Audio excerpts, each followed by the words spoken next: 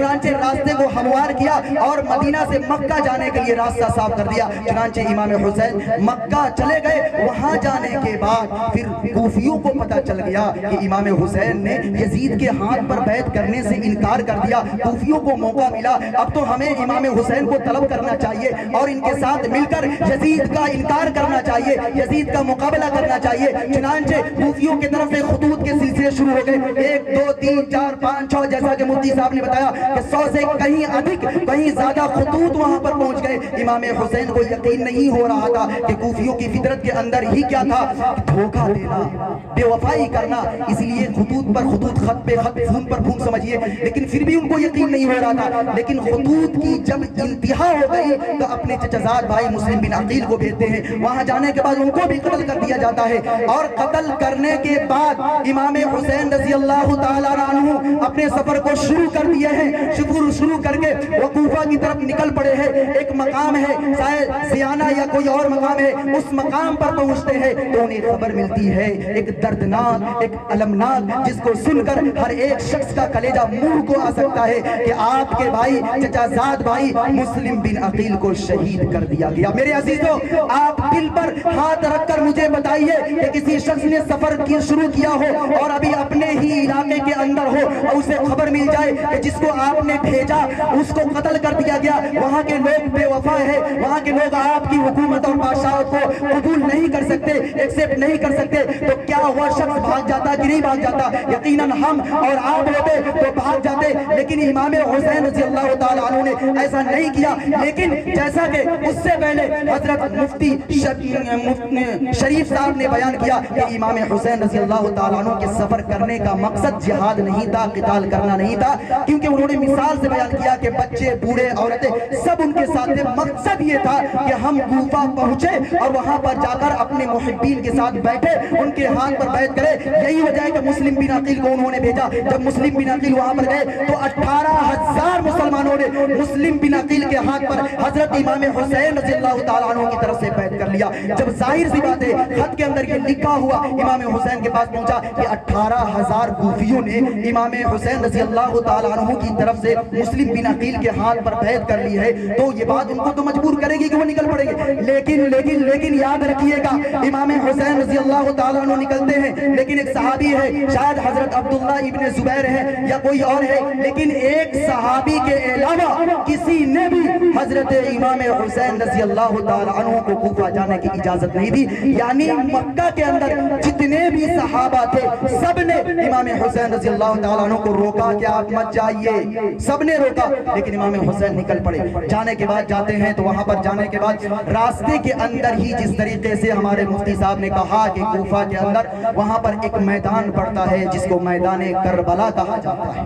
میدان, آپ لوگ سنتے ہیں کہ ہر کیا انقلاب آتا ہے, کیا وہ شعر ہے کہ کربلا کے بعد انقلاب آتا ہے. کچھ لوگ سنتے ہیں کربلا کیا چیز ہے, مطلب خون جب بہتا ہے نا, جب ماں اور بہنوں کی قربانیاں دی جاتی ہے نا تو انقلاب پیدا ہوتا ہے. تو آج آپ حضرات جو بیدار ہیں یہ بھی قربانیوں کا نتیجہ ہے. ہمارے نوجوانوں ہی کی طرف سے ایک سوال آیا تھا کہ آج سے پہلے کسی نے پنچت کیوں نہیں بیٹھایا, آج سے پہلے یہ بستی والے کہاں تھے, آج سے پہلے یہ لوگ جو منکرات ہے, جو خرافات ہے, جو بدعات ہے, جو رسومات ہے, اس پر متفق کیوں نہیں ہوئے؟ تو اس کی وجہ کیا تھی؟ اس کی وجہ کیا تھی کہ قربانی نہیں دی گئی. اور بہت سے ایسے بزرگ آپ کی بستی کے اندر ہیں جنہوں نے قربانیاں پہلے دی ہیں, لیکن ان کی قربانیوں کا کوئی بھی صحیح سے قبول ایکسپٹ نہیں کیا, جس کی وجہ سے ان کا دل ٹوٹ چکا تھا, جیسا کہ اس بار بھی توڑ دیا گیا. لیکن ایک عالم کا دل کبھی نہیں ٹوٹتا ہے. آپ جتنا ستائیں گے مرتے دم تک یہ دین کو پھیلانے کی, منکرات کو ختم کرنے کی ایک عالم جو ہوگا وہ کوشش کرتا رہے گا. اس کی زندہ مثال میں نہیں جانا چاہتا, تو میں یہ بتانا چاہتا ہوں کہ واقعی کربلا کے اندر امام حسین رضی اللہ تعالیٰ عنہ آتے ہیں. تو آنے کے بعد ادھر سے ایک لشکر جاتا ہے جن کا نام حر بن یزید ہے. کیا نام ہے؟ حر بن یزید. اس نام کو یاد رکھیے گا, حر بن یزید. یہ جاتے ہیں اور جانے کے بعد پوچھتے ہیں امام حسین ان سے کہ آپ کے آنے کا مقصد کیا, آپ کیوں آئے؟ تو امام امام حسین رضی اللہ تعالیٰ عنہ کے جواب میں حر بن یزید کہتے ہیں کہ ہم آپ کو لے جانے آئے ہیں، اور کہاں؟ یزید کے پاس نہیں بلکہ ابن زیاد کے پاس، ابن زیاد کے پاس ہم لے جانے کے لیے آئے ہیں۔ لیکن امام حسین کہتے ہیں کہ یہ قطعی منظور نہیں، ہم آپ کے ساتھ نہیں جا سکتے۔ تو حر بن یزید کہتے ہیں کہ ٹھیک ہے، آپ ہمارے ساتھ نہیں جا سکتے، تو جب تک آپ یہاں ہیں ہم اس وقت تک آپ کے ساتھ رہیں گے۔ چنانچہ وہ رہے، اور مشورہ یہ ہوا کہ آپ کوفہ کے راستہ کو چھوڑ دیجئے، مکہ کے راستہ کو چھوڑ دیجئے، دوسرے راستے کو اختیار کیجئے۔ چنانچہ ایسا ہی ہوا کہ دوسرے راستے کو اختیار کیا گیا، اور دوسرے نصر بنی مقاتل ایک مقام کا نام ہے کہ وہاں پر یہ لوگ آتے ہیں، تو دور سے دیکھتے ہیں کہ کوئی شخص آ رہا ہے، اور امام حسین کے بارے میں آتا ہے کہ امام حسین اسی میدان کے اندر تھوڑی دیر کے لیے قنوت کی طاری ہوتا ہے، وہ سو جاتے ہیں۔ سونے کے بعد ان کو خواب نظر آتا ہے۔ اس خواب کا واقعہ یہ ہے کہ نظر آتا ہے کہ کوئی گھوڑ سوار ہماری طرف آ رہا ہے، اور وہ بیان کر رہا ہے کہ تم لوگوں کے ساتھ ساتھ موت چل رہی ہے۔ تو اس پر چیختے ہیں اور زبان سے نکالتے ہیں انا للہ و انا الیہ راجعون۔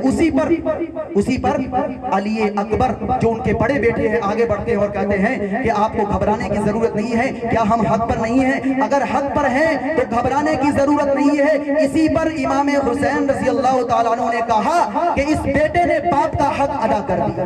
اس کے بعد آگے بڑھتے ہیں، آگے بڑھنے کے بعد عمر بن سعد ایک شخص ہے، وہ آتا ہے 4000 لشکر کے ساتھ آتا ہے۔ آنے کے بعد ان کے ساتھ معاملہ ہوتا ہے۔ اس رات کی میں نقالی کرتا ہوں کہ اس رات میں کیا کچھ ہوا۔ جب معاملہ آگے بڑھتا ہے تو حر بن یزید جو تھا وہ کس طریقے سے پلٹتا ہے، وہ کس طریقے سے یزیدی سے حسینی بنتا ہے، یہ بھی دیکھیے گا کہ حر بن یزید آیا تھا امام حسین کو گرفتار کرنے، لیکن یزیدی سے یہ حسینی کس طریقے سے کنورٹ ہو گیا، کس طریقے سے یزیدی سے یہ حسینی بن گیا، اس کو میں بیان کروں گا۔ عمر بن سعد وہاں پر پہنچتے ہیں اور کہتے ہیں کہ یہ ساری باتیں ہیں جیسا کہ مفتی صاحب نے بتایا کہ 3 چیزیں امام حسین رضی اللہ تعالیٰ عنہ نے، میں مختصر بیان کر رہا ہوں کہ وقت کم ہے۔ پہلی چیز یہ کہ ہم جہاں سے آئے ہیں یعنی مکہ ہمیں واپس دے دیا جائے، اور دوسری چیز کہ بالمصافہ یعنی ہماری بات یزید سے کرا دی جائے، ابن زیاد کے پاس نہ لے کر جایا جائے بلکہ یزید سے ہماری ملاقات ہو، ہم خود یزید سے بات کرنا چاہتے ہیں۔ اور تیسری بات انہوں نے تیسری شرط یہ رکھی کہ ہمیں مسلمانوں کی کسی سرحد پر پہنچا دیا جائے، وہ مسلمان اس سرحد پر جس حال میں ہو ہم وہیں پر زندگی بسر کر لیں گے۔ یہ 3 شرطیں رکھی گئی، یہ تینوں شرطیں خطوط میں لکھ کر ابن زیاد کے پاس گیا۔ ابن زیاد نے دیکھا، پڑھا اور متاثر ہوا،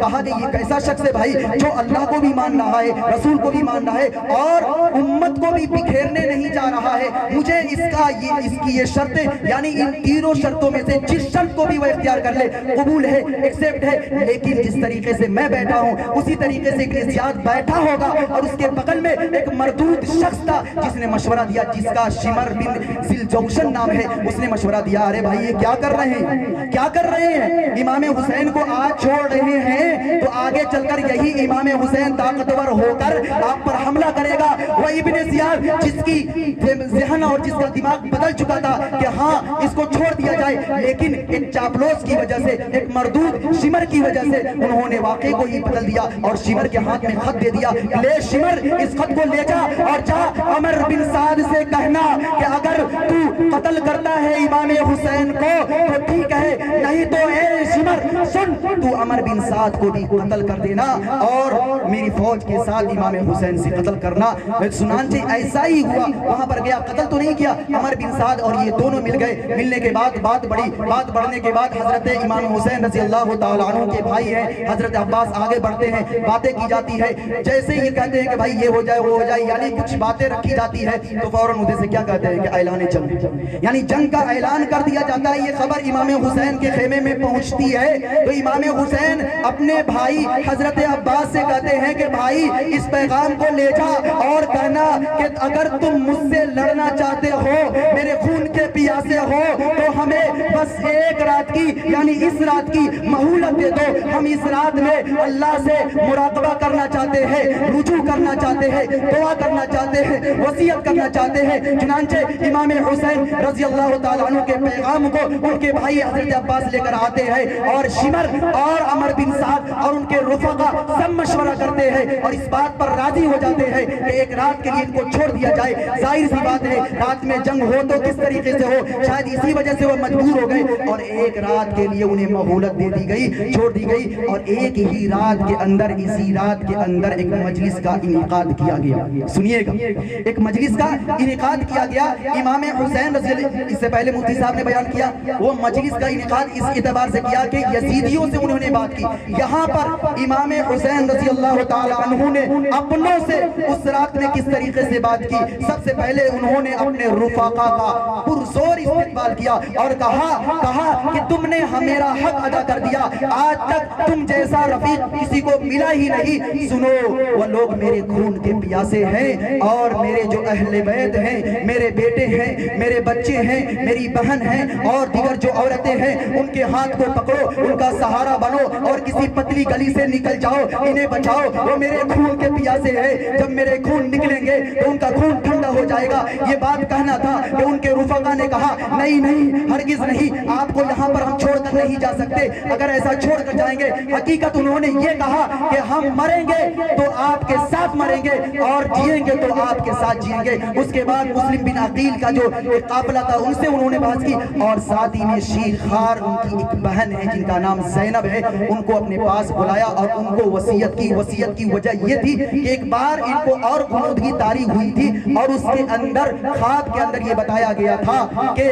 کچھ گھوڑ سوار آ رہے ہیں اور وہ مجھے قتل کر رہے ہیں. قتل نہیں, کچھ لوگ یعنی اللہ کے رسول صلی اللہ علیہ وسلم, دوسرا خواب ان کو دیکھنے کو ملا کہ اللہ کے رسول صلی اللہ علیہ وسلم خواب میں آئے اور کہہ رہے ہیں کہ اے حسین تو اب مجھ سے ملنے والا ہے, تیرا وقت قریب آ چکا ہے. تو اس خواب کو دیکھنے کے بعد چیخ اٹھتے ہیں, دیکھتے ہیں تو حضرت زینب جو شیر خار زینب ان کی جو بہن ہے وہ دوڑ کر جاتی ہے, رونے لگتی ہے, مناتے ہیں. تو دیکھتے ہیں کہ یہ زینب جو میری بہن ہے, یہ ظاہر سی بات ہے عورتیں جو ہوتی ہیں دل کے اعتبار سے بہت کمزور ہوتی ہے, تو ان کو وصیت کرتے ہیں کہ اے زینب سنو, اگر میں شہید ہو جاؤں تو رونا مت, گڑگڑانا مت, اپنے سینے کو چاک مت کرنا, کپڑے کو چاک مت کرنا. وہاں پر میدان کارزار کے اندر امام حسین رضی اللہ تعالیٰ عنہ نے اپنی اس بہن سے کہا کہ جو ان سے بے انتہا محبت کرتی تھی تو تم اس کام سے رک جانا. لیکن آج بہت سے یزیدی ہوا ہیں جو اپنے آپ کو ہی تکلیف پہنچاتے ہیں. بہرکیف تو یہاں پر یہ واقعہ کیا ہوا کہ رات کے اندر مجلس سجی, امام حسین رضی اللہ تعالیٰ عنہ نے انہیں سمجھانا شروع کر دیا, بتانا شروع کر دیا اور اخیر میں سب کی طرف سے یہی جواب آیا کہ نہیں, ہم آپ کو چھوڑ کر نہیں جا سکتے. رات گزری, بات گزری, دن ہوا, جمعے کا دن تھا, دن ہوتے ہی جنگ شروع ہو جاتی ہے. اب یہاں پر میرے عزیزوں دیکھیے گا کس طریقے سے کتنے ظالمانہ قتل کیا گیا. میرے عزیزوں تاریخ بھی اس پر رش کرتی ہے. میں حقیقت بتاؤں کہ جو بھی اس تاریخ کو پڑھتا ہے وہ رو دیتا ہے. جو بھی اس تاریخ کو ایک بار نہیں, دو بار نہیں, جتنی مرتبہ پڑھے گا وہ رو دے گا. لیکن شرط یہ ہے کہ وہ حسینی ہو, یزیدی نہ ہو. ذکر حسین سے جلتے ہیں وہ, ذکر حسین سے جلتے ہیں وہ جن کو انسانیت کی نظر میں یزیدی کہتے ہیں. جو یزیدی ہوتے ہیں حسین کے ذکر سے چلتے ہیں, لیکن جو حسینی ہوں گے ان واقعات کو دیکھ کر وہ کہیں نہ کہیں ان کی آنکھیں نم ہو جائے گی. اب یہاں سے جنگ کا سلسلہ شروع ہوتا ہے, جنگ کا سجایا جاتا ہے. یہاں پر جنگ کا سلسلہ شروع کیا جاتا ہے. 4000 کا لشکر تھا اور 4 حصوں میں تقسیم کر دیا جاتا ہے. ایک حصے کا امیر اسی کو بنایا جاتا ہے جن کا نام میں نے شروع میں آپ لوگوں کو بتایا تھا کہ جن کا نام حر بن یزید ہے. ان کو ان کا 1000 لوگوں کا امیر بنایا جاتا ہے اور کہا جاتا ہے کہ جاؤ ان سے مقابلہ کرو. لیکن دیکھیے یہ حر بن یزید چلتے ہیں, آگے بڑھتے ہیں اور ایسا محسوس ہوتا ہے کہ حسین کے قافلے سے یہ لڑیں گے, لیکن جاتے حسین کے قافلے میں گھس جاتے ہیں اور معاملہ پلٹ جاتا ہے. حر بن یزید حسینی بن جاتے ہیں اور پھر ان کو مخاطب کر کے کہتے ہیں کہ سنو, میں حسین کو قتل کرنے کے لیے نہیں آیا تھا, میں حسین کو ابن زیاد تک پہنچانے کے لیے آیا تھا. مجھے نہیں پتا تھا کہ تم اتنے گر جاؤ گے، مسلمان ہونے کے بعد امام حسین کو قتل کرنے لگو گے۔ میری ذہن کے اندر یہ بات کبھی آئی نہیں سکتی۔ یہ بات جب میرے ذہن کے اندر آئی تو میں نے معاملہ پلٹ دیا، یزیدی سے حسینی بن گیا۔ اس کے بعد شمر جو شخص تھا، اس نے سب سے پہلی تیر امام حسین کے قافلے پر چلایا۔ معاملہ شروع ہو جاتا ہے، جنگ شروع ہوتی ہے، جنگ چلتی رہتی ہے کہ وہیں پر شیر بولتے ہوئے ان کے جو بیٹے نوجوان کا واقعہ آپ لوگوں نے سنا ہے کہ وہ شیر بولتے ہوئے اس میدان کارزار میں گھومتے ہیں اور کہتے ہیں کہ اللہ کی قسم، رب کعبہ کی قسم، کہ ہم لوگوں سے زیادہ نبی کریم صلی اللہ علیہ وسلم کے قریب کوئی ہو ہی نہیں سکتا۔ یہ شیر بولنا تھا کہ ادھر سے ایک مرہ نامی یزیدی آتا ہے، خنجر مارتا ہے اور علی اکبر کو شہید کر دیتا ہے۔ امام حسین آتے ہیں، نوجوان لڑکے کو اپنے سینے سے لیتے ہیں، خیمے کی طرف لے کر جاتے ہیں، اس کو ادھر سلاتے ہیں، سلا کر ادھر آتے ہیں کہ حضرت حسن کے بیٹے جن کا نام قاسم ہے ان کو ایک شخص مار دیتا ہے، قتل کر دیتا ہے۔ ابو اسلمہ قافلے کا کہ وہ قبیلے کا تھا، اس نے ان کو قتل کر دیتا ہے۔ اور جیسے ہی حضرت حسن کے بیٹے حضرت قاسم کو قتل کیا جاتا ہے تو ان کی زبان سے بے ساختہ نکلتا ہے، ہائے چچا، ہائے چچا، ان کی زبان سے نکلتا ہے ہائے چچا۔ امام حسین اپنے بڑے نوجوان بیٹے کی لاش کو خیمے تک ابھی صحیح سے پہنچائے ہی نہیں کہ دوسری خبر آ گئی کہ آپ کے بھتیجے کو ان مردودوں نے، یزیدیوں نے مار دیا۔ دوڑتے ہوئے آتے ہیں اور اپنے اس بھتیجے کو سینے سے لگاتے ہیں اور پھر ادھر لے کر چلے جاتے ہیں۔ ایک ایک کر کے ان کے جو لگتے جگر تھے وہ مارے جاتے ہیں اور سب چلے جاتے ہیں۔ لیکن یاد رکھیے گا امام حسین کے پاس کسی کو جانے کی ہمت اور جرأت نہیں ہو رہی تھی، سب کترا رہے تھے، سب ڈر رہے تھے۔ لیکن ایک شخص آتا ہے جس کا نام مالک بن نصیر ہے، مالک بن نصیر ہے، سب سے پہلا وار امام حسین رضی اللہ تعالیٰ عنہ کے سر پر کرتا ہے۔ اس کے بعد وہ زخمی ہوتے ہیں۔ زخمی ہونے کے بعد میرے عزیزوں یاد رکھیے گا، زخمی ہونے کے بعد اسی حالت میں اپنے بچے کو، کس کو؟ اپنے بچے کو جن کا نام عبداللہ بتایا جا رہا ہے۔ علی اکبر تو اس جنگ میں شہید ہوئے، لیکن علی جو اصغر تھے ان کو قید کر کے لے کر گیا اس پر ایک معاملہ واقع ہے۔ اور آخر میں ایک مختصر سا واقعہ میں آپ کو بتاؤں گا کہ ان یزیدیوں کا حشر اس دنیا کے اندر کیا ہوا، پوری نقالی میں تھوڑا سا بیان کروں گا۔ تو جیسے ہی ان کے سر پر مالک بن نشیر حملہ کرتا ہے، وہ اس خون سے بےتاب ہوتے ہیں، اپنے آپ کو سنبھالنے کے لیے اب یہ سوچتے ہیں کہ میں رخصت ہو جاؤں گا، میں جدا ہو جاؤں گا، میرا جو بیٹا لختے جگر ہے میں اس کو اٹھاؤں، اسے چوموں، دل سے لگاؤں۔ وہ اپنے بیٹے کو عبداللہ کو سینے سے لگاتے ہیں کہ فوراً ایک شخص آگے بڑھتا ہے اور ان کے بیٹے پر حملہ کر کے انہیں بھی شہید کر دیتا ہے۔ اس طریقے سے امام حسین رضی اللہ تعالیٰ عنہ اخیر کے وقت میں اکیلے بچ جاتے ہیں۔ اکیلے بچنے کے بعد وہ ان پر 3 دن سے پیاس کی شدت تھی، 3 دن سے پانی کو بند کر دیا گیا تھا اور رطبت تھے پیاس کی وجہ سے، لیکن سسکتے ہوئے، کھسکتے ہوئے آہستہ آہستہ وہ دریائے فرات کے قریب جاتے ہیں۔ اسی زخمی حالت میں دریائے فرات کے قریب جاتے ہیں، وہ پانی اٹھاتے ہیں پینے کے لیے، ایک بدبخت شخص ان کے چہرے پر وار کرتا ہے، چہرہ زخمی ہو جاتا ہے، خون کی وجہ سے وہ لہو لہان ہو جاتے ہیں۔ پھر دوبارہ ان پر وار ہوتا ہے۔ اس طریقے سے کسی کو ہمت نہیں ہو رہی تھی کہ حضرت حسین رضی اللہ تعالیٰ عنہ پر وار کرے، لیکن جب دیکھا گیا یہ جو شمر تھا، کمبخت بدبخت، یہ جو شمر تھا، اس نے سوچا کہ بھائی کسی کو ہمت نہیں ہو رہی ہے، اب تو امام حسین رضی اللہ تعالیٰ عنہ کو کوئی مارے گا نہیں، اب کیا ہوگا؟ فوراً اعلان کرتا ہے کہ سنو، 10 لوگ جتنے بھی ہو سب کے سب بارگی ان پر وار کرو۔ چنانچہ 10 کے 10 لوگ امام حسین پر وار کر کے ان کو چھلنی کر دیتے ہیں اور وہ وہیں پر دم توڑ دیتے ہیں، شہید ہو جاتے ہیں۔ لیکن اس کے بعد بھی ان کو نہیں چھوڑا گیا۔ اس کے بعد بھی تو ایسا کام کیا گیا میرے عزیزوں کہ تاریخ بھی اس پر رو دیتی ہے۔ ایک دل والا شخص ایسا کام نہیں کر سکتا۔ امام حسین دم توڑ چکے ہیں، لیکن یہ حکم ہوتا ہے انہی 10 لوگوں کو کہ اس لاش پر تم گھوڑوں کو دوڑا دو۔ چنانچہ گھوڑوں کو دوڑایا جاتا ہے۔ اس کے بعد پھر بایزید جو تھا اس نے کہا تھا امام حسین کے سر کو میرے پاس لانا۔ پھر یہ حکم دیا جاتا ہے کہ امام حسین کے سر کو تن سے جدا کیا جائے، لیکن کسی کو ہمت نہیں ہو رہی تھی، کسی کو جرأت نہیں ہو رہی تھی۔ ایک شخص اٹھتا ہے، خولا بن زید آگے بڑھتا ہے تلوار کو لے کر اور ان کی گردن پر چھری کو رکھتا ہے۔ اس کا ہاتھ کانپنے لگتا ہے، کانپنے کی وجہ سے وہ شخص مجبور ہو جاتا ہے، امام حسین کے سر کو تن سے جدا نہیں کرتا۔ لیکن ایک شخص اور آگے بڑھتا ہے، اس شخص کا نام میرے ذہن سے نکل رہا ہے۔ اس شخص نے امام حسین رضی اللہ تعالیٰ عنہ کے سر کو تن سے جدا کر دیتا ہے۔ یہ پورا معاملہ ہوا، اس کے بعد ان کو لے گیا، پوری داستان ہے۔ لیکن اس کے بعد یزیدیوں کا کیا حال ہوا آپ سننا چاہیں گے مختصر انداز میں؟ یزیدیوں کا کیا حال ہوا سننا چاہیں گے؟ جیسا کہ تاریخ کی روشنی میں، قرآن کی روشنی میں مفتی ظفر اللہ صاحب قاسمی نے بتایا کہ اگر کوئی شخص غرور کی وجہ سے، تفسیر کے اندر بھی کل بات آئی تھی کہ بہت سے لوگ غلطیوں کو محض اس لیے کرتے ہیں کہ ان کے اندر ایگو ہوتا ہے۔ کیا ہوتا ہے؟ گھمنڈ، کہ ہم کریں تو کیوں کریں بھائی، تو کون ہوتا ہے منع کرنے والا؟ ہم آزاد ہیں، ہندوستان ہے بھائی، یہ کوئی اور ملک تو نہیں ہے۔ تو یہ جو ایگو ہوتا ہے نا، اسی ایگو اس کو آمادہ کرتا ہے گناہ کرنے پر، یعنی تکبر ہی اس کو اس بات پر آمادہ کرتا ہے، شیطان کو جس طریقے سے آمادہ کیا۔ امام حسین رضی اللہ تعالیٰ عنہ کو ان کا وقتوں نے شہید کر دیا۔ لیکن ایک بات یہ بھی سنیے گا کہ جو یزید ہم کہتے ہیں کہ یزیدی ہے، لیکن اس کے اندر سب سے زیادہ جو اہم رول ہے وہ ابن زیاد کا ہے۔ کس کا ہے؟ ابن زیاد کا۔ تاریخ پڑھنے سے ایسا پتا چلتا ہے کہ یزید اس بات کو پسند نہیں کرتا تھا، یزید یہ نہیں چاہتا تھا کہ امام حسین کی شہادت ہو۔ تاریخ کی کتابوں کو جب پڑھا جائے گا تو پتہ چلے گا۔